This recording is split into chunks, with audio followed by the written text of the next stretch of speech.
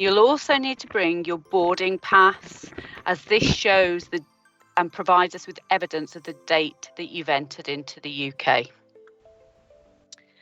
Next, please. So because we are sponsoring you on a student visa, we have to record and monitor your attendance, but also attendance and engagement on your course is really important in you being able to succeed on the course and complete. So you must attend all of your timetabled sessions from the first week of teaching. That's even if you're still completing your enrolment.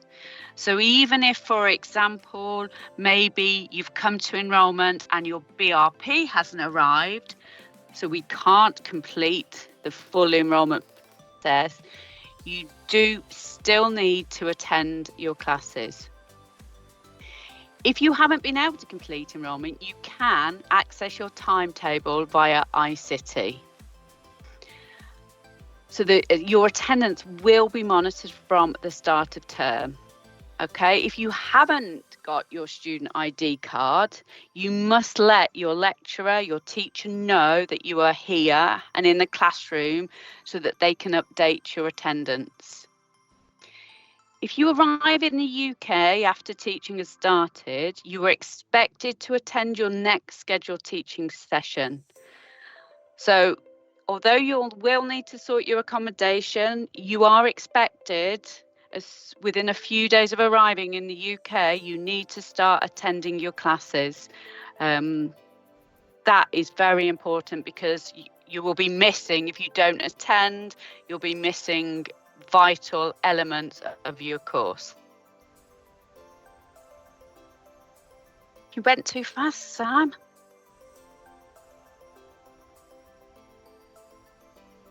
Thank you. So as I've said, your attendance is linked to the conditions of your student route visa.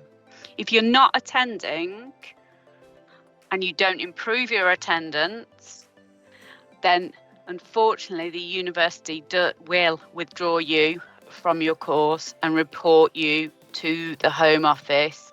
That will mean that you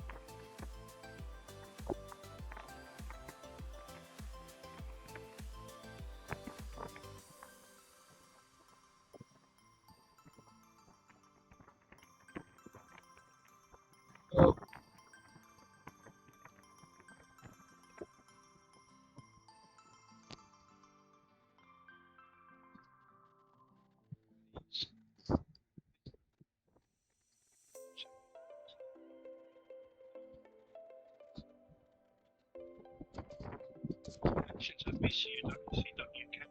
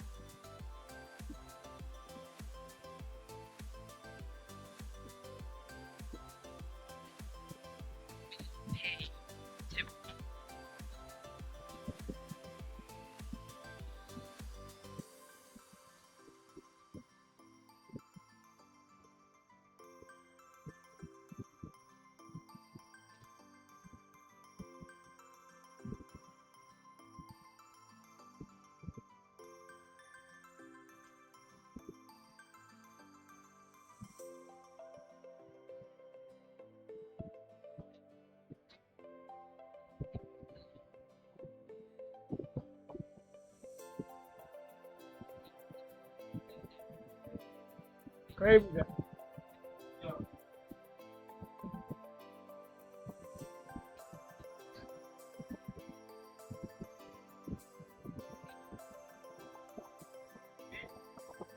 હવે UK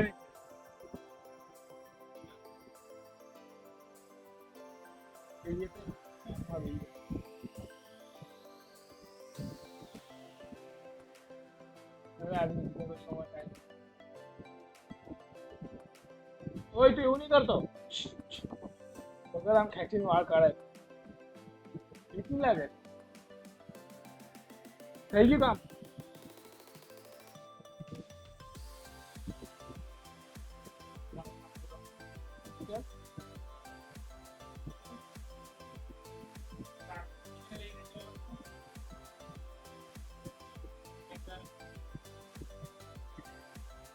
કઈ માર્યું તેમ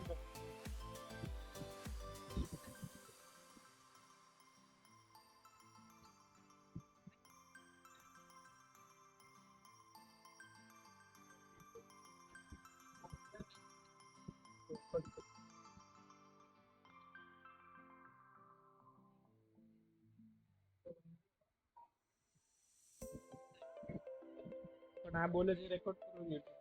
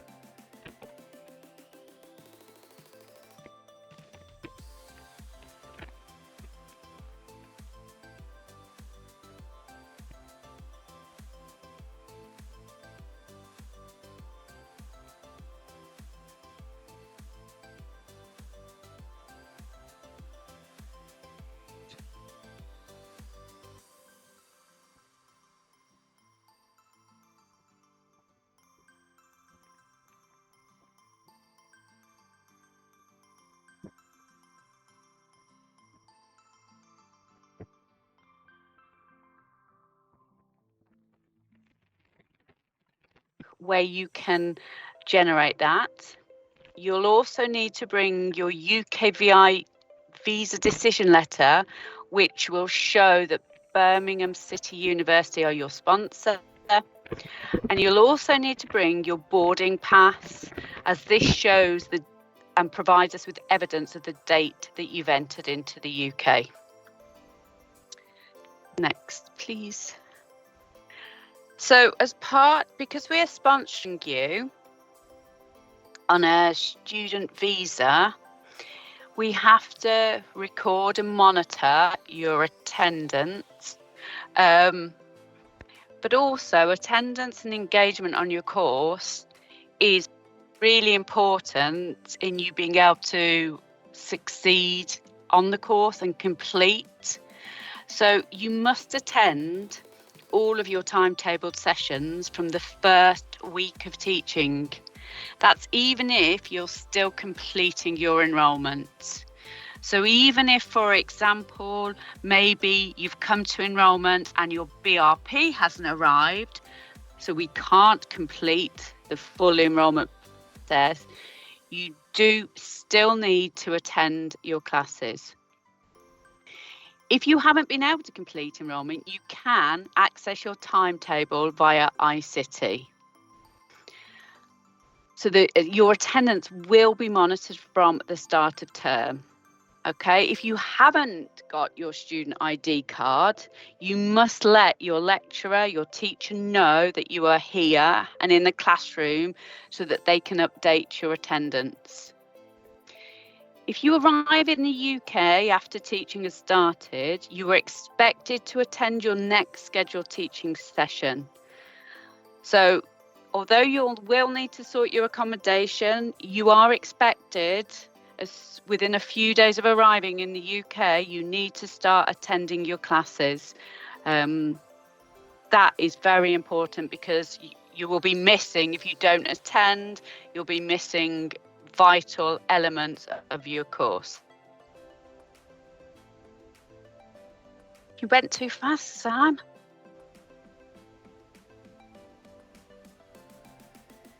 Thank you.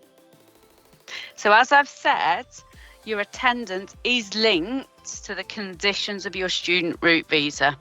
If you're not attending and you don't improve your attendance, then unfortunately the university will withdraw you from your course and report you to the Home Office. That will mean that you have to leave the UK. So attending is really, really important. If you're having a problem with attending due to ill health, you've been in hospital, something has happened, you must keep the university informed, because it's a really important part of your course. Also, when students attend, we see that they come out with much better results. Thank you. Next slide, Sam.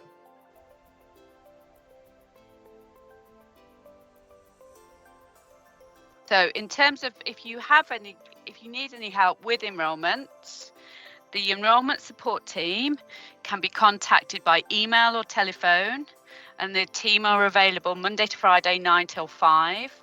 The email studentengagement@bcu.ac.uk, and their telephone number is at the bottom there for any issues you're having with the enrolment process.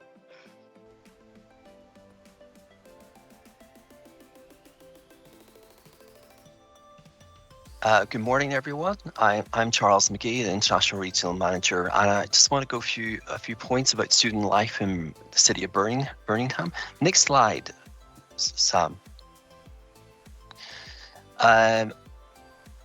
So I want to reassure you that you're coming to a fantastic city. So it's the second largest city after London. It's in a central location in England. It's only 80 miles from London, and it has an international airport. It's a good regional economy, and it's a vibrant, multi-ethnic, multiracial city where it doesn't matter where in the world you come from, you will find Birmingham as a very comfortable city to live in. You won't feel like an alien or you won't stand out. And so I want to reassure you about living in Birmingham. And one time, like I remember a few years ago, New York Times were looking at global cities and had a criteria, and they put Birmingham as a top 20 place to see because we ticked all the boxes. Next slide, Sam. So I want to talk now about some facts about the city of Birmingham. Next slide. This was really surprising for me when I came to Birmingham, because I thought this is going to be like Pittsburgh or some other industrial city around the world. But when I came here, I was pleasantly surprised about how many parks. I live in the north of the city, and there's like Sutton Park, and as I found out later, it's one of the biggest city parks in Europe. So it has lots of green spaces in it. So if you want to have nice walks, Birmingham is the place to be. Next slide. The city has a pride and heritage, often seen as the first manufacturing town in the world. The Industrial Revolution started in the UK in the 1800s, 19th century, and then spread. And there's a lot of heritage here of that time period. Next slide. Birmingham knows its silver and gold. There is a jewellery quarter sector of the city where there's shops and places that make and design jewellery. There's been a recent BBC production shown in the UK, all it glitters, and it's competition people make competing in designing various aspects of jewellery. And they actually use our student facilities in the jewellery quarter. So it's a little bit something special about this city. Next slide. And we are football mad, or you might say soccer mad in this country. We have one Premier League team here at least, Aston Villa. And then there's two other teams, Birmingham City and West Brom. They're in the Championship League.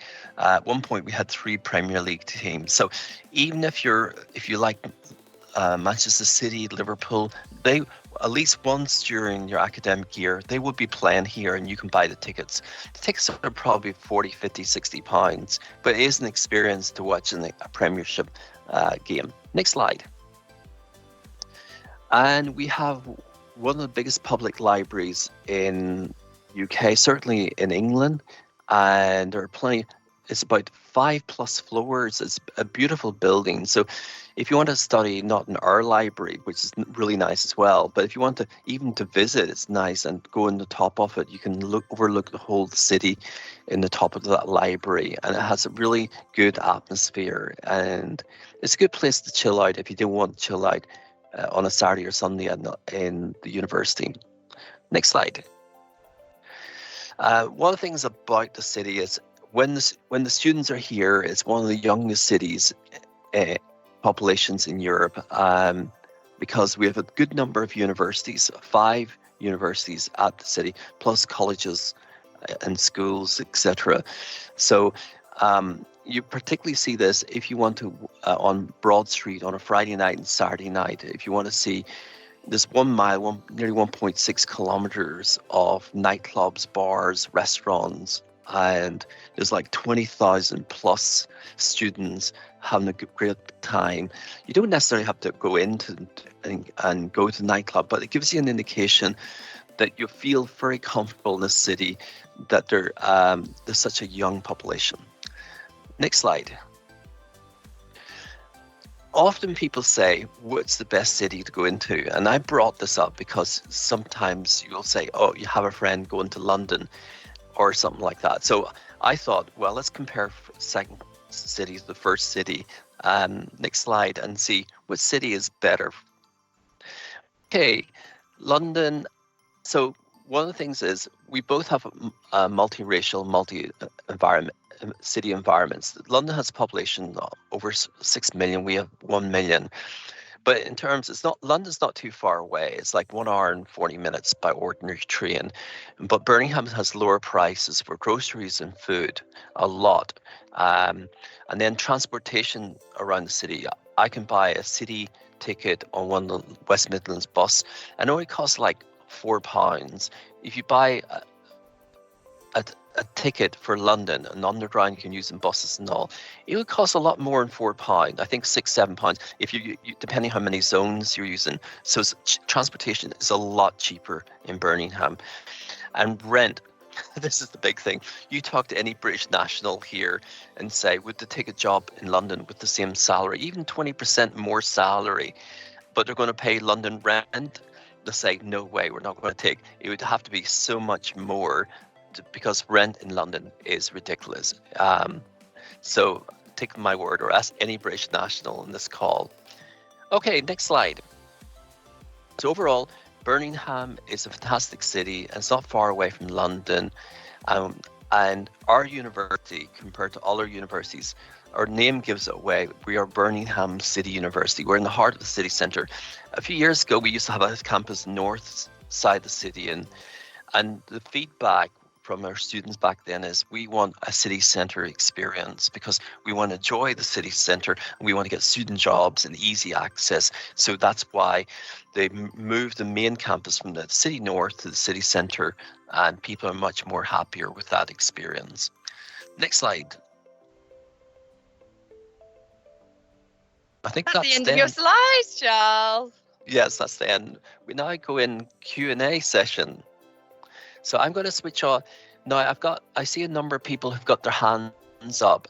Can everyone go in? There's a Q&A section of your Teams, and what we'll do is we'll start off with questions. I'll try to start the people right now. Here's the question. I'm here in the UK right now. How do I enroll? One of the things I would say to you, there's please keep in touch with us. There's a mysrs.bcu.ac.uk. Do let us know that you have arrived. You got your visa and you have arrived.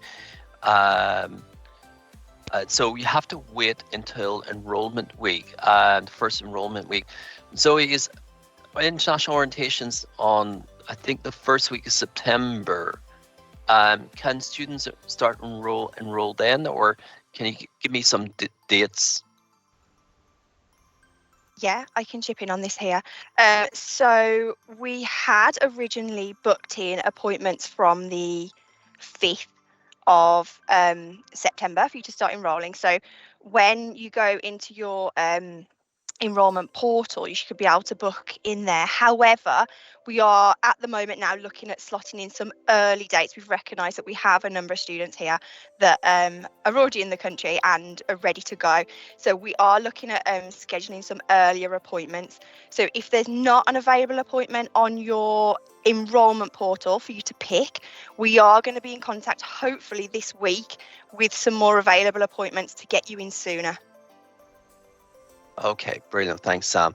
There's a question here from an Indian student. In my SRS portal, it shows that BCU precast checklist is pending. You can't really start your you cannot start checking in with us and enrollment until you get the CAS. In terms of the procedure is you get your CAS, then you apply for your visa. After you get your visa, you book your flight, finalize your accommodation, and then fly to us. So if you haven't yet got your CAS, send an email to international.inquiries@bcu.ac.uk. You have probably issues or your need to be resolved, or you're on the waiting list for your CAS. AO from Nigeria.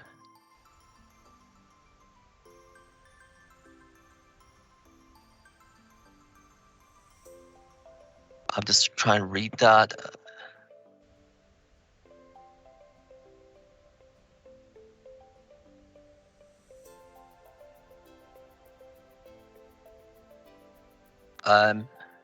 Could one of the team liaise with AO written 25 minutes ago directly?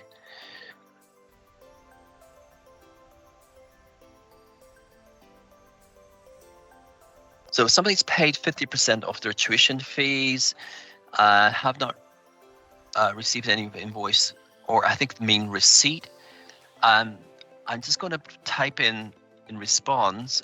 If you're looking for, generally we don't give receipts, but if you are looking for a receipt for your payment, send an email in or send a message on the cash shield. Somebody said, I have not got my BRP yet. I paid £4,000 deposit and should pay the rest. Charles, I can answer that. Okay. If you're still in your home country, you don't get your BRP before you get your BRP once you arrive in the UK. So, and where you pick it up will be put in the decision letter you get when you receive your passport back from the visa application centre. So anybody who is still overseas, they will not receive their BRP overseas. They'll get it either from the university or a post office when they arrive in the UK. Okay, Joe, thank you. And Joe, can you answer the email above by Mode Eid, I think I pronounced it? Hello, I received my BRP email. However, permission date to enter the UK is on the 21st of October. Maybe. Yeah, Moeed, I've just looked up. I will email you separately about this.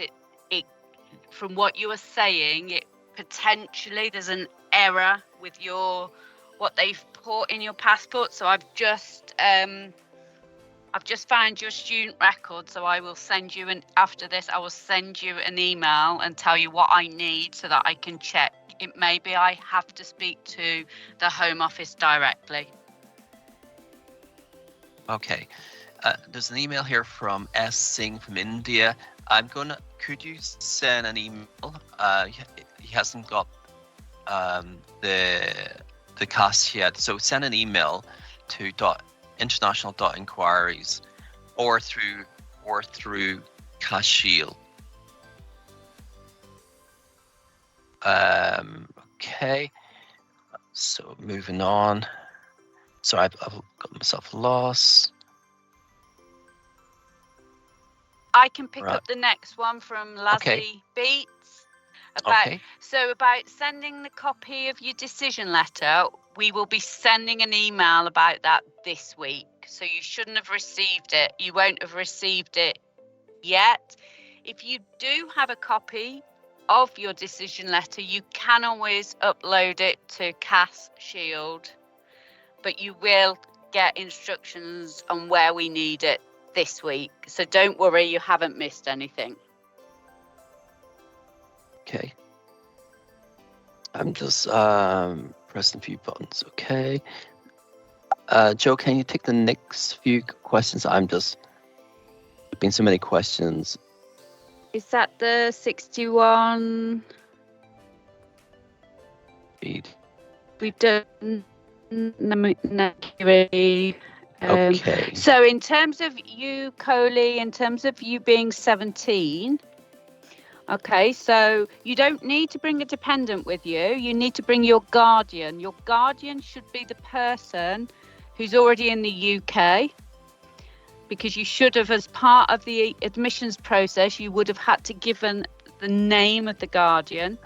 Therefore, they need to attend the enrolment appointment with you. You don't need to bring anyone from your home country. You need to bring the person in the UK who's your guardian. You need to, this would not be a reason. I know you're asking to start late. If you've got your visa and you can travel, you need to be here by the 18th of September. So if you think you're not going to be able to travel, you need to speak to international office. But your guardian is the person you will have put in the forms that you completed as part of the admissions process. Okay, there's an email or message here from Horse Jane. Hello, I want to ask that, is there any fee demand letter or letter that conforms to how much I need to pay before enrollment, so I don't have to game mistakes with calculations. One of my colleagues take this. Yeah, I'll take that. Your offer letter should state what your fees are. So if you take your fee, your total fee, and divide it by 2, you'll get 50%, and that's what needs paying. But obviously, if you've got any questions, like I said, email collections@bcu.ac.uk, and we'll happily get back to you. So 50% your fees minus your original deposit. How much? Yeah. Yashna, hello. About the recording, Sam, if somebody wants this recording, are we going to release the recording or the transcripts of this video? Absolutely, yeah. So I've just commented back on there with the link to the slide, so you can find the PowerPoint presentation, and hopefully we will be getting this recording out on the BCU YouTube channel, and I can share a link as soon as that goes out. Okay, brilliant. Joe, I'm going to ask the next question, but I'm going to ask a follow-up question. I'm waiting for my visa. Can I enroll online? Should I pay the tuition fees online? Now, I just want to comment that keep in touch with us about every week through MySRS, mysrs.bcu.ac.uk, and keep in touch where your status. Now, Joe, if a person's waiting for 3 or 4 weeks, do student engagement, is there a certain time that the student engagement team lays with you and say, this person has been waiting a bit too long? Yeah, but at this time of year, we'd expect if the normal visa processing time is, I don't know, 3 weeks, we wouldn't follow up with the Home Office until someone had been waiting probably 4 or 5 weeks, because at this time of year there are delays. But we will, if it's been, I'd say more like 5 weeks, or if you've gone priority and it hasn't come back at that point, either student engagement email or international, and then my team will follow it up with the Home Office. Okay, there's a message here from Mansi Jane. I want to pay 100% fees before enrollment, so do I cut the scholarship fees and pay? I don't know what, Mansi Jane, I don't know how much, just say your scholarship is £1,000 for argument's sake, and your fees are 16,870, so you can pay £15,870. I think that's correct. Yes, that's correct, yeah. Okay. While we're on that note, and students, I'd encourage you to pay a minimum of 50% before you travel. It makes life a lot easier, and if you can, and you can pay 100%, fantastic. But thank you. Yes, I suggest, because when you're coming to enrollment, you need to pay at least 50% minus your initial deposit. So instead of trying to get all this sorted out at the enrollment desk, when you get your visa and after you've booked your flight, why not send a payment to the university to make up your 50%? It's just a lot less hassle for you. Can I just bring my colleagues into this?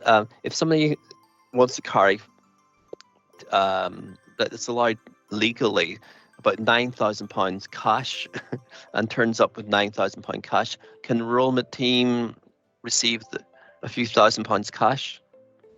No, No. absolutely not. Absolutely not. Okay. We no cash, no card. We're encouraging you using the links.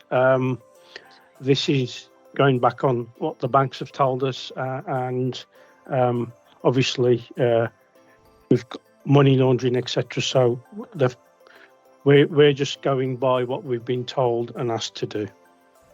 Okay.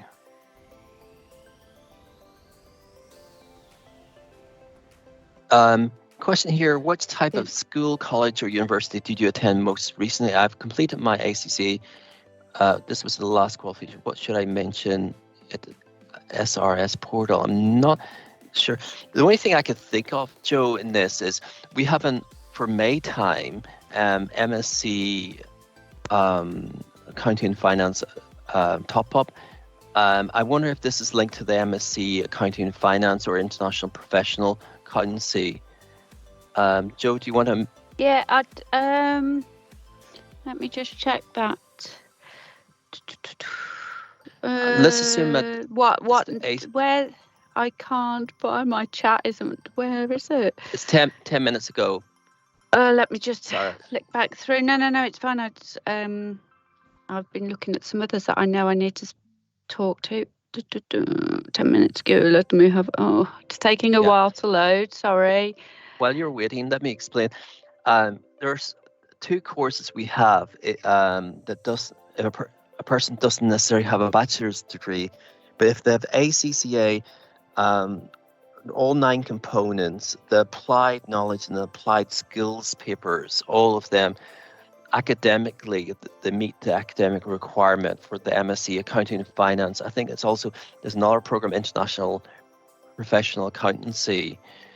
And I think do students require their qualification at enrollment or show it at the enrollment process? No, we don't ask for it as part of enrolment unless there's a specific query, and students will be informed of that because it should all have been checked. With this one about the ACCA, if it's ACCA, if it's the foundation papers, you just put overseas level 6 on the portal, and if it's the professional papers, it's overseas level 7.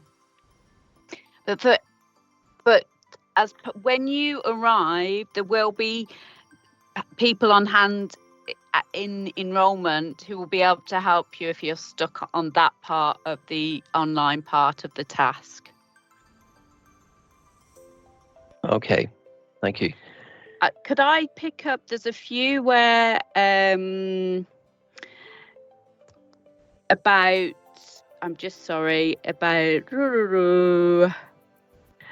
picking up BRPs, and some students have received emails to say their BRPs have been received. If you've had that email as part of your enrolment appointment, we will give you your BRP. So it will be as part, you don't have to book a separate appointment. Your BRP is given to you as part of your enrolment appointment if we've already received it at the university.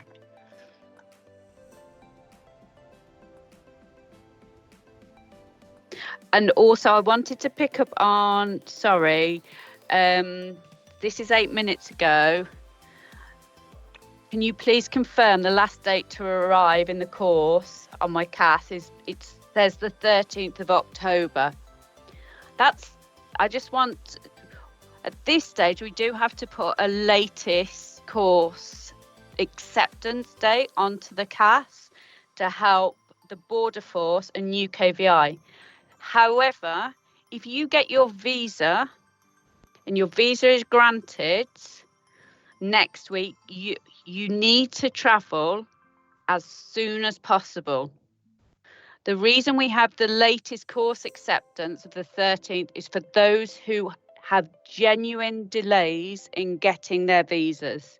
It's not a case that you can choose to travel up until the 13th of October. So if your visa is granted on the 18th of September, for example, you should make arrangements to travel within a few days of your visa being granted. You should not wait until that latest course acceptance date, as you will be missing 4 weeks of teaching. And we do see over and over again students who miss the start of the course often are the students who fail and then need extra time to repeat. So that should be seen for those students who have got visa delays, and not, if you've got your visa, you should be looking to travel within a few days of your visa being granted. Okay, thank you very much, Joe. A message here from Saha. I'll be reaching the UK on the 7th of September. My course start is the 18th. Will that be fine? Yes. When you come to the UK, we have an international orientation that gives you a briefing about social life in the UK, sign up social students union, clubs and societies, about work in the UK. So they have a lot of information, but also fun activities as well. So the week before your formal teaching begins is called Fresher Week. So the course has a Fresher Week, gives new students, and the British nationals come the week after orientation, and it kind of briefs them on various modules of the course. Moving on. Now, Joe, there's a message here 15 minutes ago about the high volume applications. You have mentioned this about visa delays. We're not aware at the moment of any visa delays. That's not the feedback we're getting from the sector at the moment. We're certainly not seeing that, but it'd be interesting to hear if people are saying that. Okay, so if anyone that is seriously delayed, it's mysrs.bcu.ac.uk. Some of my colleagues have been, if you haven't been liaising with our student engagement team, they have been emailing you. So you need to keep in touch weekly on the system. Somebody says, if the visa is delayed, is there an option to attend online classes? As far as I'm aware, we're not providing online courses of all modules, etc., on this year. No. So to be clear, the university is not. The courses are not available online. That was something that was allowed during COVID. It is now. Our classes are run face to face, and that is so you're expected to be in attendance. You may be able to get onto our Moodle platform while you're overseas, but we don't offer online teaching. Okay, before I go on to the next question, Joe, can I ask a question, 2 parts, about ladies who are due to give birth to their babies during their course? And you mentioned that nursing care is expensive. Do you want to quote a figure, how much per month, like a nursery? Is it like 500, 600, 700 pounds per month if you want to leave a child full time in the nursery? Or does any of my colleagues? Okay, well, I'm mine are sort of a bit more grown up, but even when they were smaller, you're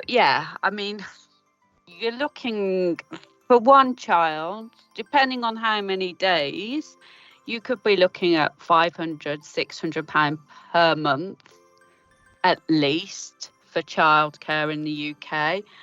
In terms of students who arrive in the UK and are either already pregnant or become pregnant, there is no maternity leave under the student visa route. So the immigration rules do not allow for you to have time off from your studies to have a baby.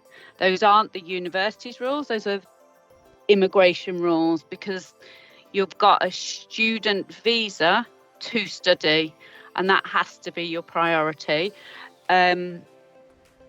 Obviously, if you are pregnant, you will only get, and you have a baby, you will only get up to 4 weeks as authorised absence.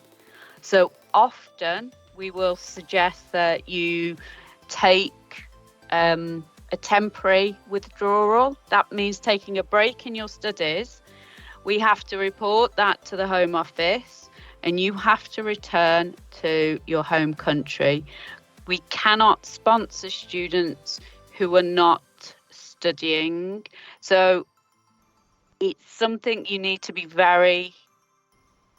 think very carefully about when you travel. Also, once you are here, if you do have a baby, you then have to sort out their immigration leave, and all of that does cost money. As I said previously, if you are bringing children with you, you can't have time off to look after your children, just because, again, your priority in the UK on a student visa is to study. I would also just point out on that about working. On a student visa route, the majority of people on this call will be coming in, and you will get 20 hours that you can work a week. It is essential that if you do work, you do not work even a minute over that 20 hours, because unfortunately, there are serious implications. And we often have students across the UK, if they are found to be working more than 20 hours, they will be arrested and are returned and deported back to their home country. So it's really careful. You need to be really careful when you're considering what work to do, because the government take working in excess of 20 hours extremely seriously. So sorry, that sounds negative, but that is the reality of what happens. Yeah, just to let everyone know, in the UK, when you work as a student, you pay national insurance contribution, so it's in the system. And many of the students here from South Asia, and particularly Nigeria, want to get undergraduate visa after your studies for 2 years. I've known people who've been refused their application because the government do check on the system if you've overworked, because it will show it on the system that you've overworked. So, as Joe said, be absolutely careful. Don't shoot yourself in the foot in terms of your long-term plans. Hey Han Wu has asked about meet and greet service. I've copied and pasted the link onto the chat, so anyone interested in our meet and greet service, please click on the link. I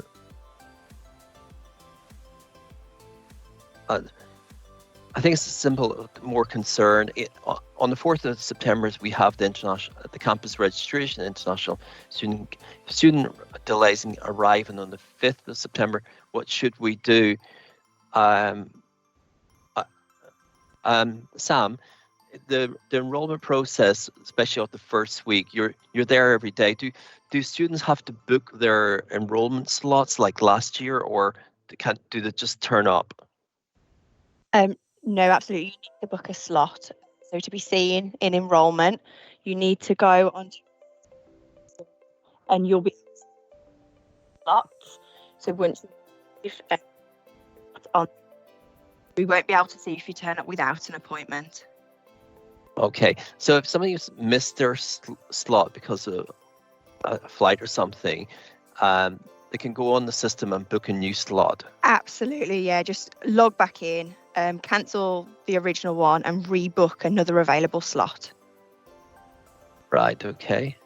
There's a person here, I think he's Nigerian, Ori, 22 minutes ago.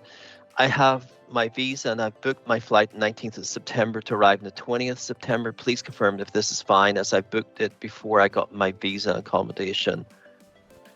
Joe? That's fine. That's fine. If you can come for your start, but if you're coming that first week, that will be okay. It's just the more you miss, the more disadvantage it is to you for your studies. But if you're arriving that first week, then that's okay. I mean, obviously, we would encourage, if you do have the option to change your flight so that you can get here earlier, we would always recommend that. Okay, I'm the regional manager. Yes. Oh, sorry, Charles. I'd just seen one in the chat. Carry on. I'll pick it up Okay. after. I'm a regional manager for Africa. One of the things I would say for Nigerians, if you're booking flights, don't fly through any EU countries because you'll need a transit visa unless you get your visa early and then you apply for the transit visa. But the airlines that you don't need to have transit visas, so obviously British Airways, Virgin Atlantic going straight to the UK. Turkish Airlines, Qatar Airlines, any that are not going into the European Union, like Turkish Airlines, Qatar, you don't need a transit visa. If flights are getting too expensive, one of the things, those who are particularly Lagos and Abuja, consider flights from Accra, be it like Emirates and Ryan. Well, just check your airline. If Nigerian passport holders can can transit through United Arab Emirates, but you may think there may be more opportunities if you fly to Accra in Ghana and then to the UK. But check your travel agent for that. I'll just move on. We'll finish in about 2 minutes. There's so many questions. I think we have to summarize these questions. Joe, can you scroll up? Yeah, there's a few where people are asking what days they'll have classes. At this stage, timetables are still being pulled together. You're here, all of you will be here to do full-time courses. So your expectation should be that you could have classes anytime from 9 till 6 from Monday to Friday.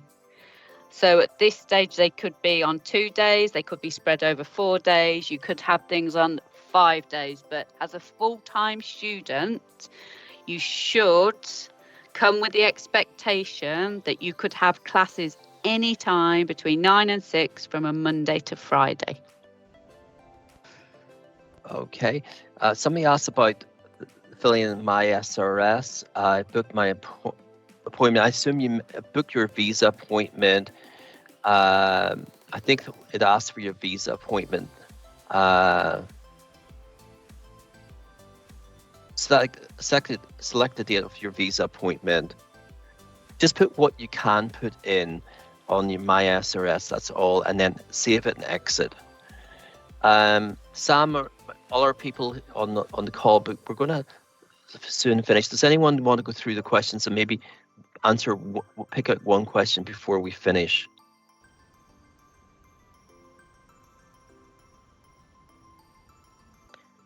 Yeah, I can answer the one that's just come in about the email ID and IT logins.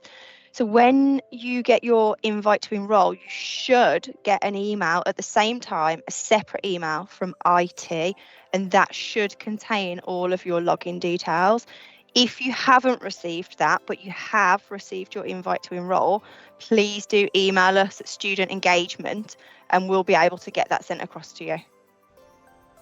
As somebody put it, as an anonymous user, you apply for your visa 3 weeks ago. Just every week, just keep us up and date. My SRS. Joe, you want to comment? Yeah, on that? I've just done a post. I've just posted back on that one, just to say I'd wait. If it's only just been 3 weeks, I'd wait until early next week. If you still haven't had an outcome, yeah, we can start looking about whether we need to follow it up. I think at this stage, because there's still time to get here, I'd give it a bit more time if it's just been 3 weeks. Final.